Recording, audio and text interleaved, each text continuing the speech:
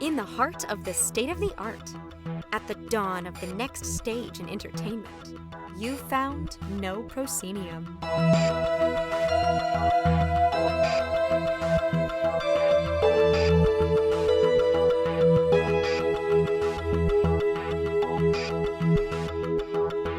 You have indeed found No Proscenium, the voice of everything immersive. I'm your host, Noah Nelson, and welcome to episode 425 of our ongoing exploration of the immersive cosmos.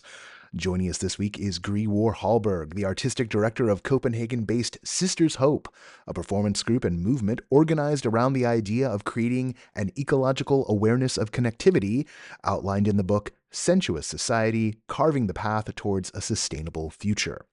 Sisters Hope was the group behind the event Sensuous Governing, which took place at the Danish Consulate in Edinburgh as part of the 2023 Edinburgh Fringe Festival, which is where our own Toronto correspondent Katrina Lat encountered the group's work. Katrina will also be joining me today as co-host.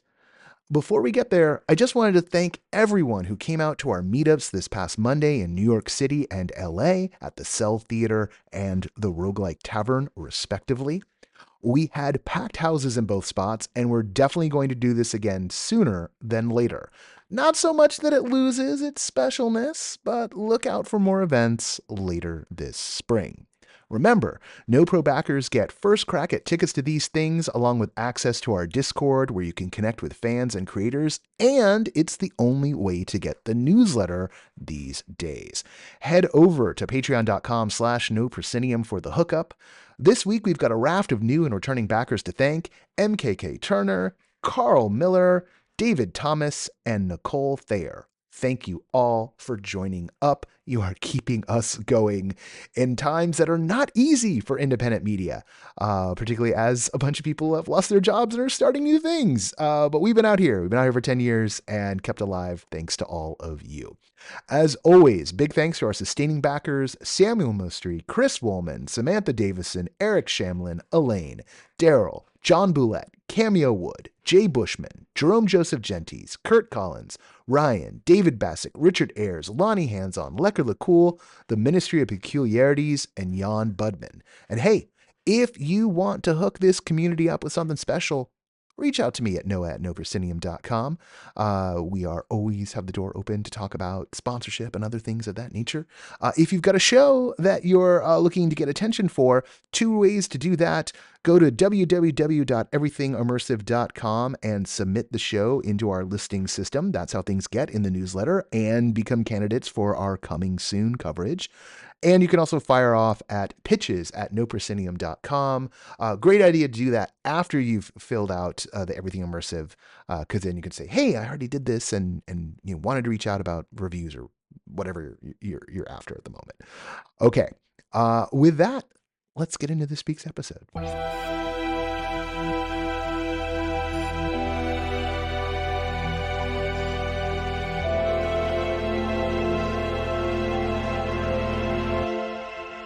Joining us this week is Gry Worre Hallberg, the artistic director of the Copenhagen-based performance group and movement, spearheading a new wave of performance artwork called Sisters Hope. Gry, thanks for being on the show. Thank you for having me. Thank you. Also along for the ride this week is Katrina Lat, our Toronto correspondent, who had the pleasure of taking in Sisters Hope's Sensuous Governing, which took place at the Danish Consulate in Edinburgh during last year's Edinburgh Fringe. Katrina, back so soon. I'm so excited to talk to you both about this. I loved this show during Edinburgh Fringe, and having the opportunity to chat with Gry about this show and the other works that Sisters Hope is doing is such a treat. Very good. I'm gonna hope that you can take a lot of the reins here, because you did get to see the work, and so you're gonna have much more informed questions than me, who's just like looking at websites and program descriptions and trying to come up with smart things to say. So you're in charge this week, is what I'm saying. But Gry, you were just in New York, and I'm just curious as to what you were up to while you're in New York City. Yeah, I mean, we've been manifesting our performance pieces and art activist practice primarily in a Northern European context. And I think our specific performance artistic approach has also grown out of this geographical area. So, and we have developed what we have come to term inhabitational art. So inhabitational art is something that moves beyond both spectatorship, but also moves beyond temporary participation into more permanent inhabitation of the artworks. And so we thought, okay, that would be interesting to bring this out of a European context into a US context and see how that, or a Northern American context, to see how that responds, how the response would be in this geographical area.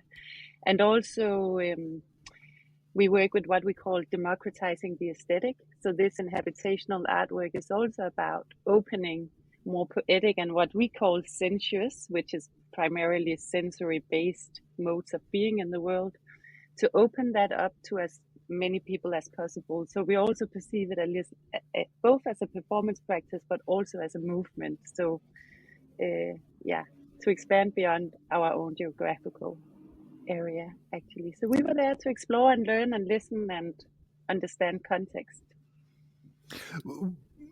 Understand context, I guess, with the possibility of doing some of this inhabitational work. Yes. Here in North America. Yes. So maybe just to give people something to hook into, and maybe the Edinburgh show, because that was not a long-term piece. There's some long durational work you're doing. I'm really fascinated about that. But Katrina saw that, and that was also in some ways kind of a mission to Edinburgh to like bring the work, and both in the sense of like a piece of work, but also the movement. I wonder if you could tell us a bit about sort of how Sensuous Governing was constructed, what it was. And Katrina, this is where it's great for you to like jump in with like your impressions of what you caught as well. But Gry, we'll start with you. Okay, so in all our performances, we are exploring different aspects of what we call a sensuous society. And we wrote this Sensuous Society manifesto in 2008 as a response to the financial crisis, but also as a response to the ecological crisis and other crises of our time. And the Sensuous Society manifesto suggests a potential new world, a potential new future, where the aesthetic dimension is the governing principle. And by aesthetic, we do not mean, of course, beauty or style or form, but sensuous or sensory perception. So in our performances, we are exploring different aspects of a sensuous society. And in Sensuous Governing, we are then moving into a governing institution. At first, it was actually meant to be at the City Hall, but we didn't get access. We have had access in Copenhagen, but we didn't get access in Edinburgh to the City Hall. So we had the Danish Consulate, which is, of course, a different scale. But still, it was during working hours at the Danish Consulate. So the idea was to kind of move in with a sort of with softer bodies. And also there is this radical softness movement where that's understood as an activist movement, because being soft in public space is activist in and of itself, because public space is defined by hardness. So this contrast between a governing structure and a soft movement into that structure. And then, of course, the poetic self exercise, we have our own performance methodology. So the poetic self is quite important in that. It's where people are invited to explore the poetic landscapes within and manifest that. Potentially the poetic self could be the self of a sensuous society. So Sensuous Governing is kind of a peephole into our universe. So Sisters Hope is like an ongoing universe. It's not a fiction. So the people facilitating are not role playing. They're not characters, but they are, when they are with Sisters Hope, the performers, they are present in their poetic self, and then they step in this particular manifestation, Sensuous Governing, they step into the function of evoking. So they were evokers, which means to open. And so this is also, the evokers look like this with the long black dresses and the white shirts, and I think you called it ghost girls or something. Ghost. It was funny. It was quite humorous. But that's the evoker costumes. That's what that's like, any other function, like some functions in working life has uniforms, and this is the evoker costume. So these bodies move into this governing structure to kind of open a peephole into this potential new world of a sensuous society. And then there is also this invitation to explore your poetic self. And it's because it was short, it was not inhabitational, but at Fringe it was still quite long. It was 3 hours or something, right?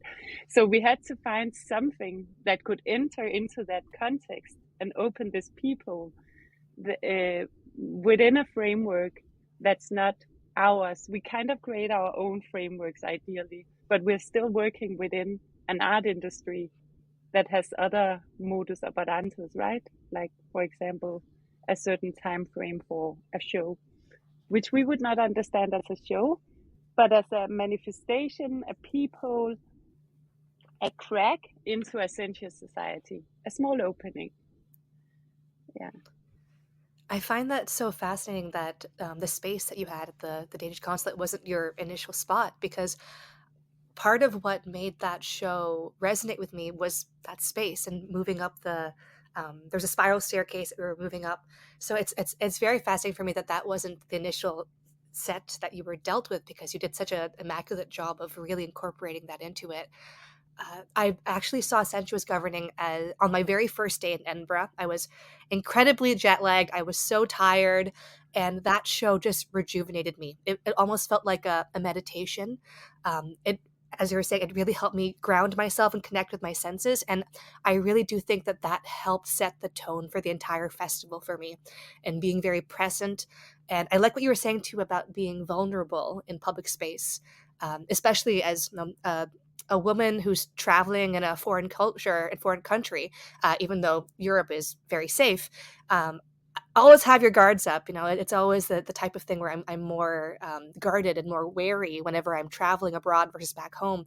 And again, I really do think that going to Sensuous Governing on that very first day not only helped ground me, but helped me open myself up to artistic expression experience in general. So I'm glad that you, despite not having the space you wanted, did what you did with that space, because it was such a beautiful experience. And if that's only a sliver of what you're capable of, I'm very jealous of the people in Copenhagen or going to Copenhagen who can experience your full activation, or not even activation, your full experience with everything that you had to offer. Oh, thank you. Yeah, I think also we ended up being very happy with the space nevertheless, because we do work very site specific. So we work with immersion and we also work with intervention. And so Sensuous Governing is also an interventionist piece. So it takes whatever site and setting we intervene into deep consideration, and it melts together with that space. So again, it's not a fiction that has to fit into a site. It's an intervention into an actual site. So the site that we ended up being in, then that's it. Then it's not like you scale something into a new site. You start from scratch with that site, so to speak. Have you done Sensuous Governing in any other markets, in any other spaces, or is that the first time it's been done? We've done it in the city hall of Copenhagen and the city hall of another city called Odense. Yeah. In those spaces, it was both city halls. So in the one in Copenhagen, there's a lot of politicians and policymakers working while we are doing it, and we were able to walk down a long hallway where people are talking about, economy, finances, planning for the city, and then people are walking blindfolded and going into these sensuous kind of modes that we activate while listening to everyday life. Like that contrast of space and sound and focus, it's really striking, so also because we don't put forth there is this anti-capitalist approach in our practice, but it's not like in your face. It's just it's the Sensuous Society manifesto that our practice and manifestations evolve from, because we explore what it means to inhabit this society in different ways. but it's not a spoken critique, but it's an underlying critique. But we work with, we try to manifest the alternative in our practice through this laboratory, but still the contrasts are always striking between everyday life and this potential other world that you get to inhabit in Sisters Hope's universes. There's an image you evoked there of people moving who are blindfolded through this space with politicians, and then engaging with the space on a sensory level. I wonder if you could talk a bit about, and maybe Katrina, you could also talk about what you did, but what people are doing as they're moving through what, this piece in particular, or maybe the pieces as a whole, because I'm getting a sense that we're dealing with something that is, non-narrative but poetic in a visceral sense, about realigning how someone is engaging with the space around them, and maybe even engaging with the practices around them, as if you're trying to create, or not trying to create, but as you're sort of revealing a kind of poetic level of reality that is both possible, and because you're doing it, is, you use the word manifest, is manifest in that moment by having people move through it. But at the end, that also comes down to something really tactile, really sensory. So what are the things people tend to do as they're going through this piece in particular? Yeah, I don't know, Katrina, do you want to respond to that first, maybe? Or Yeah, I'll take a stab at it first. And I mean, it's been some time since I've done it, so if I've forgotten any aspects, or if there's anything that you want to add, let me know. But when we first entered the building, we had to sign a contract. So we were given a document that we read through. We had to sign off on a couple areas, and answer some leading questions as well. And then once we were brought inside, we were blindfolded. So I knew very little going into this, but just that moment where you lose that one sense and everything else is heightened. And I danced with one of the sisters at some point, and then we were led up the spiral staircase. And it's unnerving walking upstairs without the use of your sight. Everything that I've been told when a child, like, don't run scissors, don't, like, close your eyes, I'll run the stairs. All those alarms are going off in my head. So it's nice to kind of tone that down. And as we walked up the spiral staircase, we were given different senses to play with. So at one point, my hands were washed. At one point, I was given a feather and then a rock to hold. And then later on in the progression, when I took my blindfold off, I realized, as I looked down at the people who were doing the things that I had done beforehand, that rock and the feather that I had been holding, I was actually holding above the drop in the stairwell.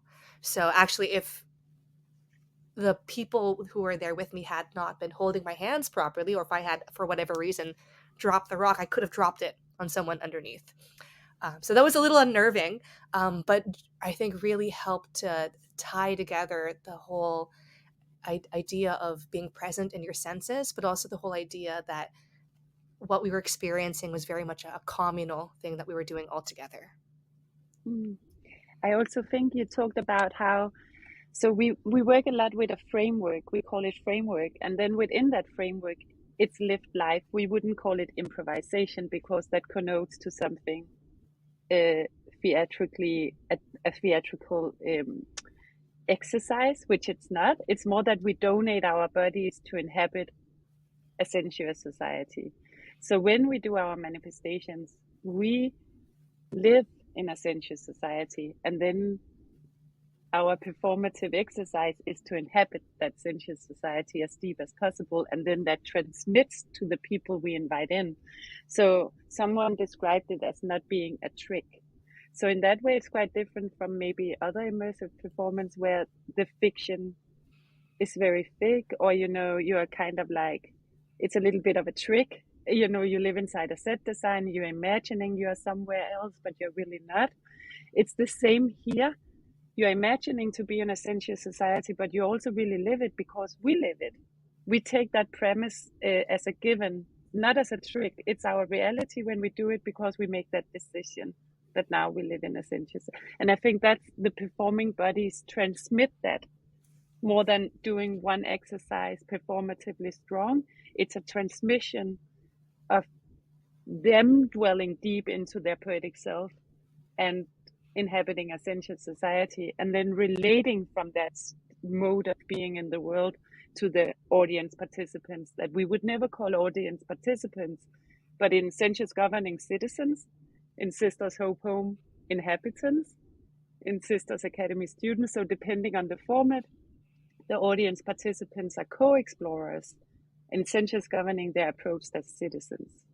So we pull them into the sensuous society through different exercises manifested by our poetic self, and it's a framework that's there is a manifest. So there is a vision, there is a culture that has arisen. You'll see if you come to Sisters Home, there are eggs everywhere. Why are there eggs everywhere? That's just, it's important in the culture of a sensuous society right now.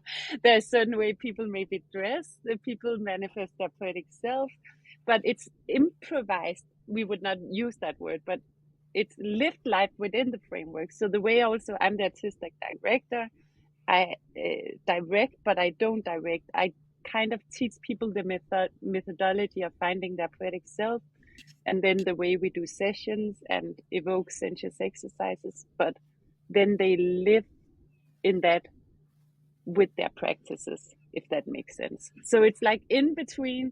It's not a device process, it's very framed, but within the framework, it's more spontaneous lived life. Does that make sense? So it's kind of, yeah. Yeah. Well, like when you approach a new space, whether it's the city hall or a city hall, or it's the consulate, or the first time you began to inhabit the home,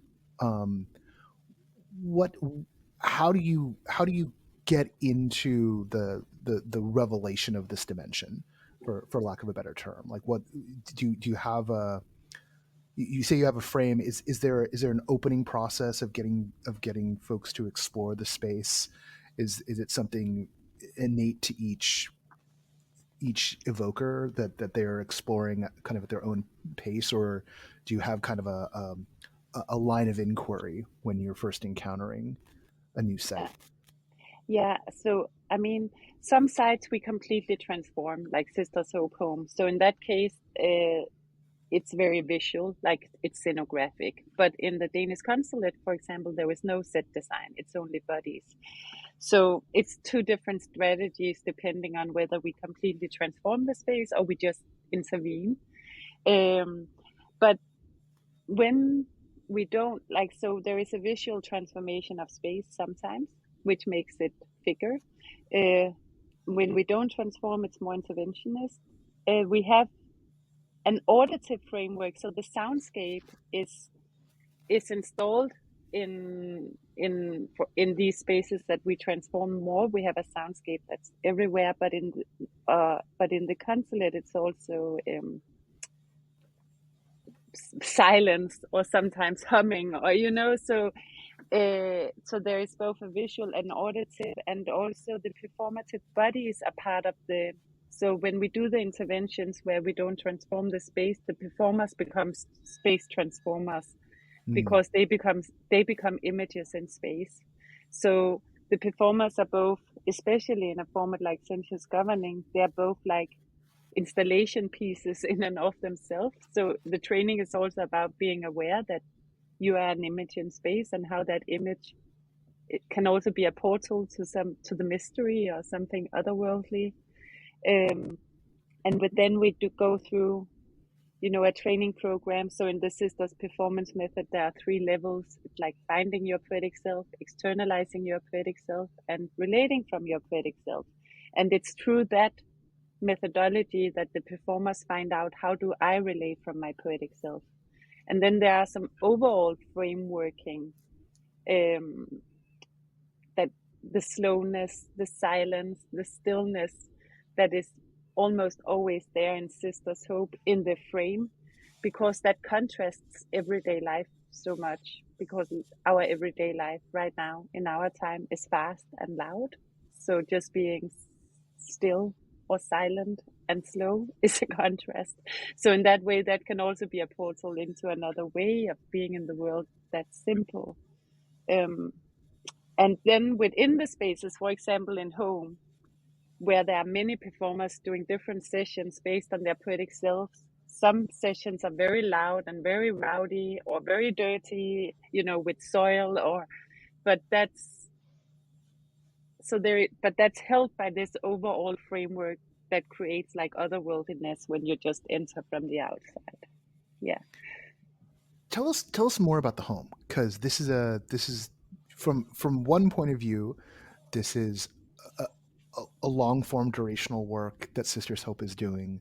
From another point of view, it's like the physical manifestation of the tenets that you've created, or at least I'm making an assumption there that's part of what's going on. When did it emerge? And yeah, like what happens there? What's going on with that? Yeah. So, I mean, Sisters Hope is called Sisters Hope because it was initiated by me and my poetic twin sister back in 2007. Then we wrote the manifest, and then since that all our performances have been exploring different aspects of a sensuous society. So as I said, Sensuous Governing is governing structure. We have Sensuous City, which is a 24-hour city walk exploring public life and the sensuous and poetic layers of the city. We have Sisters Academy that has two formats, where one is the takeover, where we take over the leadership of real upper secondary schools and transform them completely into schools of a sensuous society. We have the boarding school where people enroll as students for 24 hours. And then we have Sisters Hope Home now. So, and they're all parallel. So we don't stop the other activities because we've opened Sisters Hope Home. Also, we are actually embarking on exploring the health sector of a sensuous society with a museum here in Denmark. We are like beginning to explore how would you be a client or hospitalized at a hospital in a sensuous society. But that's a new project. So Sisters Hope Home is exploring domestic life in a sensuous society. So it's like parallel to the other activities we do. But Sisters Hope Home is exploring what is a home of a sensuous society, what is home, what is domestic life, how, and for the performers is to explore how can we host, because in a home you are a host, right? So, and then for us that's interesting because it's a 5-year performance piece, and with since we often transform spaces a lot, that's a heavy production, and you put it up, and it also takes a lot of funding, and then after some weeks or months it's taken down again, and it's not so sustainable. That's one thing. The other thing is that a lot of people want to come back because it often sells out really quickly, these inhabitational formats where you stay for 24 hours, because, for example, in the last boarding school, there was 30 performers and 30 students could enroll. So wow. It's only 30 per, yeah. And so here for 5 years, people can come back, and we have a format that think is very interesting here called this Sun Partout and Moon Partout. So Sun Partout, you come back, you buy a ticket to come back every year, every month for a year, and then you have homework in between, like where you anchor the poetic and sensuous into your everyday life. That's one format. And Moon is the same, just half a year. So people commit for a year, to come back every month and to integrate the sensuous and poetic into their everyday life. And that's where it becomes, quite activist and quite, a merge. That's where life and art really begin to merge for the Partout inhabitants.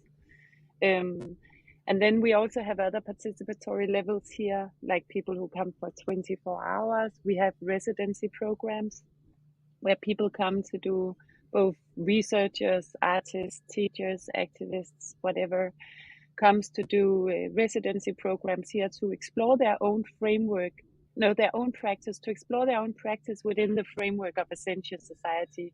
So what would my astrophysic research be like if I was living in a sensuous society? So the idea is that all aspects of our life is informed by the current paradigm of economic rationality. It's inescapable from the moment we're born. That's our reality, and it defines so many aspects of our life. So the residency programs, people come to explore their practice, having escaped that reality and trying to feel, explore and be curious about their practice in an immersive space and within the context of a sensuous society.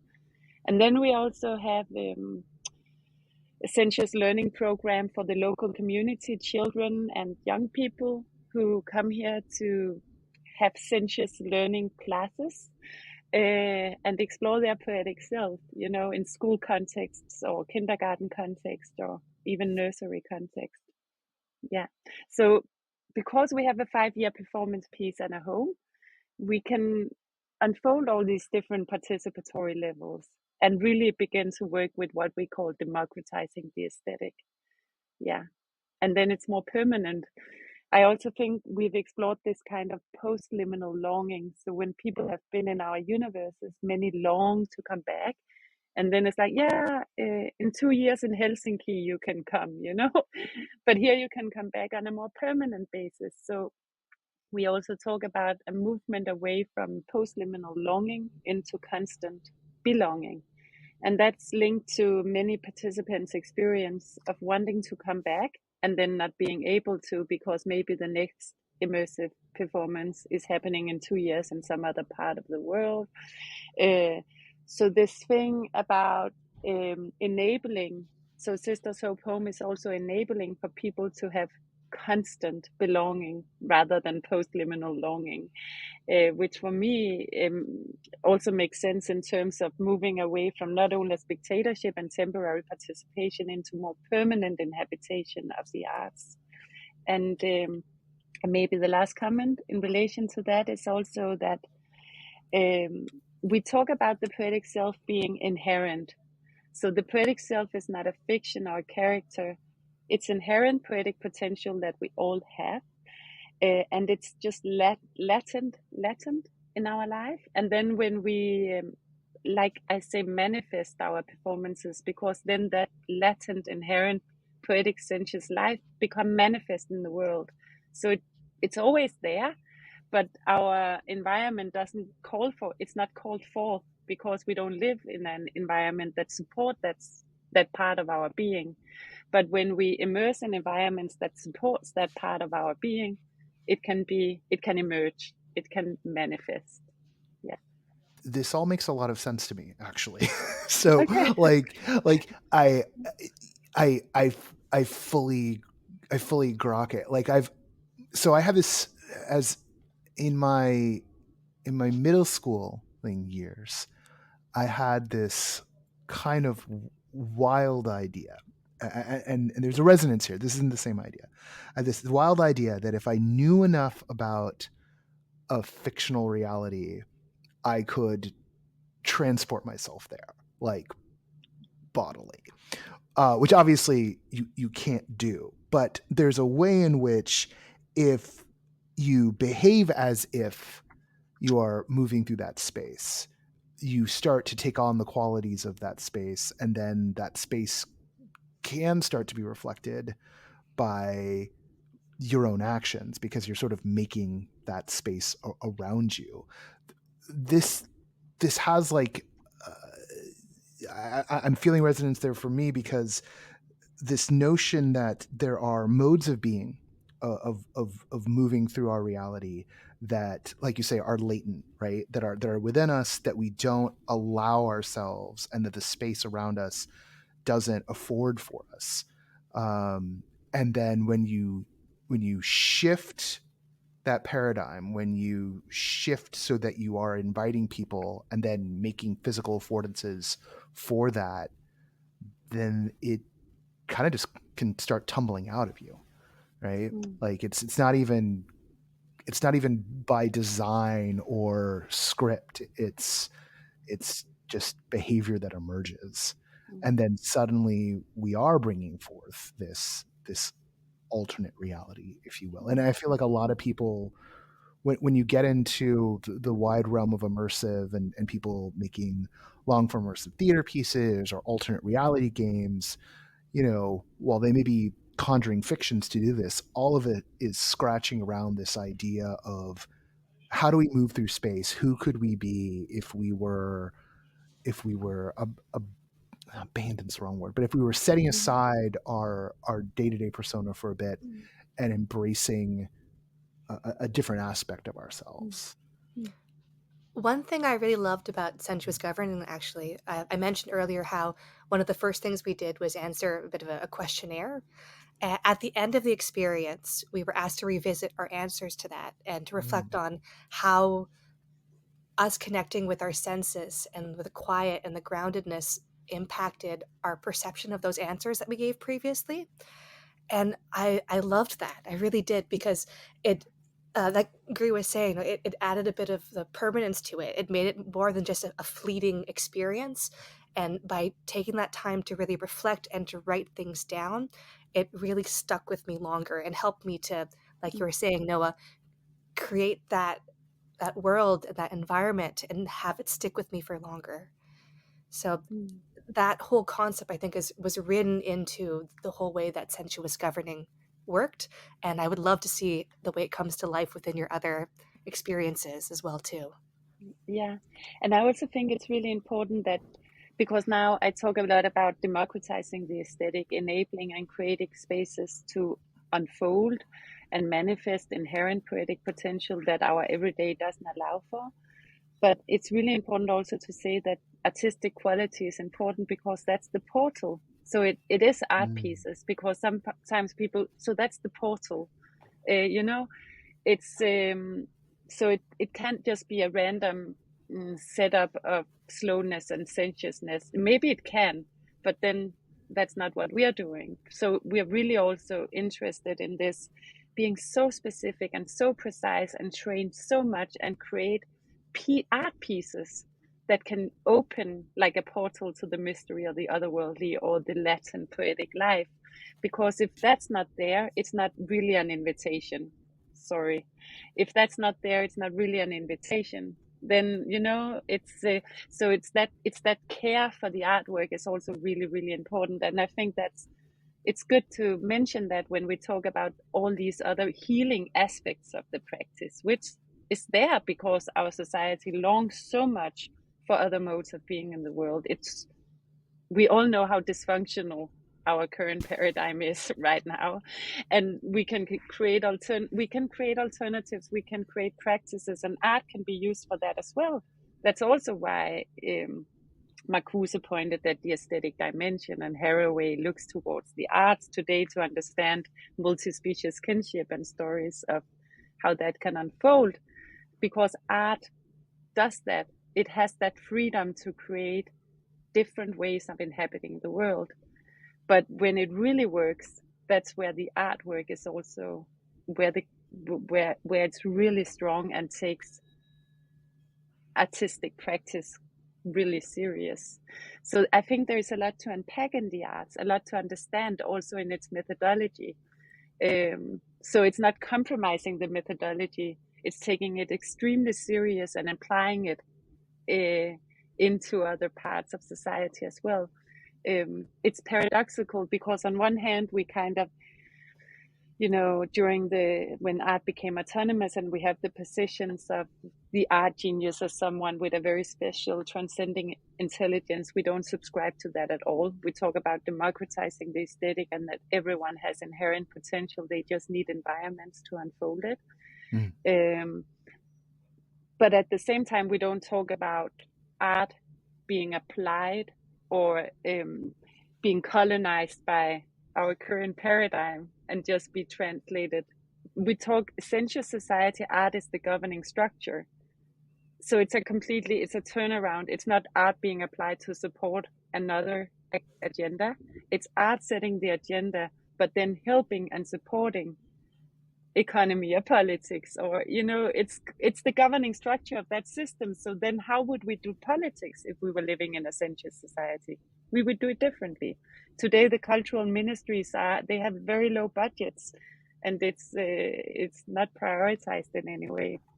So I think that's important. I wrote an artistic research PhD called Sensuous Society, Carving the Path Towards a Sustainable Future through Aesthetic and Habitation, Stimulating Ecological Connectedness. And I mention that because I have a section on this, what you could call aestheticization versus sensuous society. It's two different things.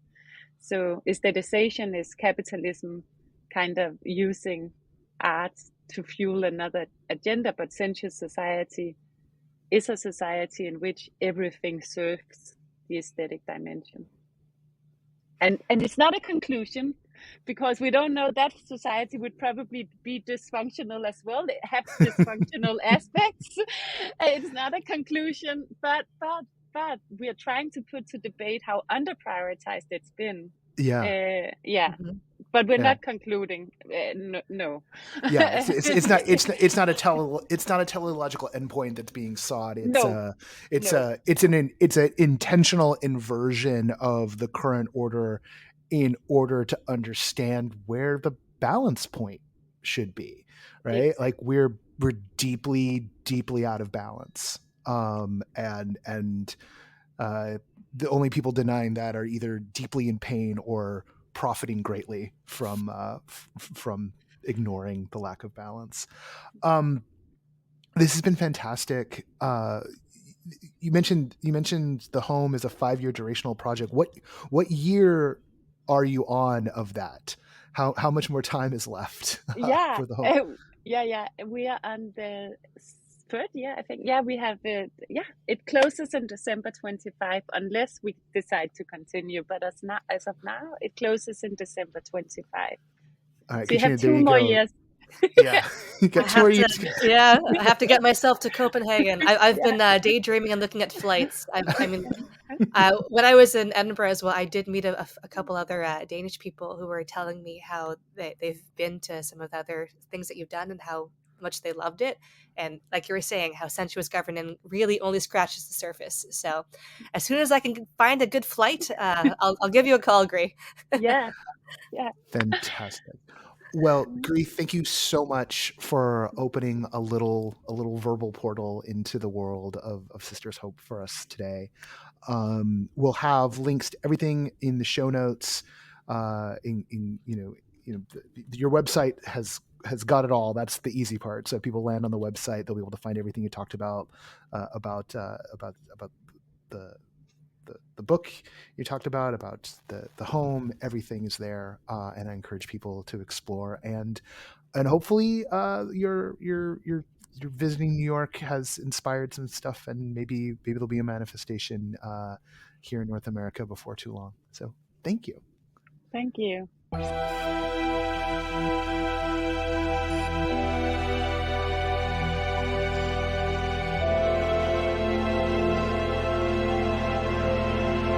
Once again, I want to thank Gry for being our guest this week and Katrina for being our co-host. Check the show notes for links to Katrina's Edinburgh coverage, to Sisters Hope directly, everything you might want to follow up on after the interview, going to be in the show notes. That's it for this week. I'm tired. I've been running around a lot. I need to take a little breather here. But we'll be back next week. We've got plenty of episodes planned out or already in the can. The year is popping off to a quick start, and I'm quite grateful for that. And yeah, that's it. Let's do the end. The associate producer of the podcast is Parker Sella. Music for No Proscenium is by Chris Porter of the Speakeasy Society and Solar the Podcast. Special thanks to Siobhan O'Loughlin for voicing our intro. And This Thing Is My Fault. I'm Noah Nelson, and until next time, I'll see you at the show.